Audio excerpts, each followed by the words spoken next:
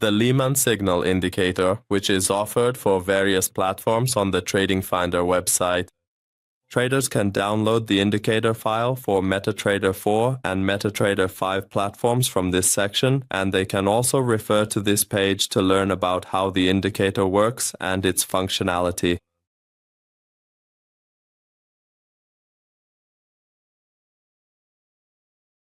From the Navigator section, we select the indicator file, and by dragging the file onto the chart, we run the indicator.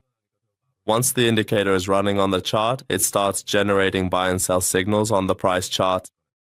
The Leman Signal Indicator is a special and practical tool that, based on the current price action and the direction of the trend, generates signals on the chart. This indicator issues trend-following signals that are aligned with the trend, and when these signals are generated, we can enter positions in the direction of the trend. For example, here we are in an uptrend, and with the appearance of a buy signal, we can enter a buy position. Similarly, when we are in a downtrend with the appearance of sell signals, we can enter a sell position in the market.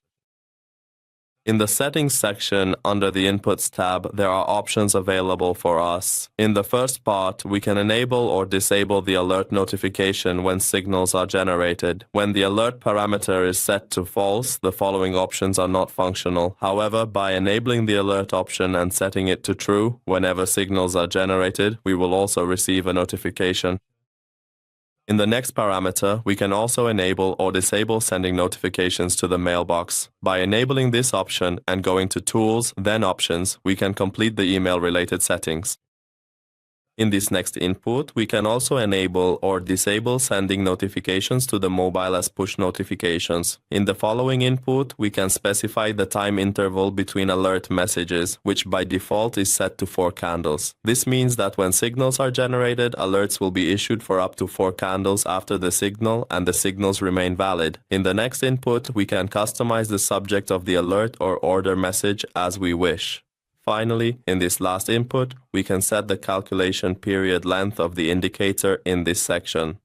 The higher we set this value, the fewer but more reliable signals will be generated based on longer-term trends. For example, by setting the period to 50, we see that more signals are removed from the chart, but the signals that are generated for us are longer-term signals based on longer-term trends in the past, and we also see that they have more credibility in the market.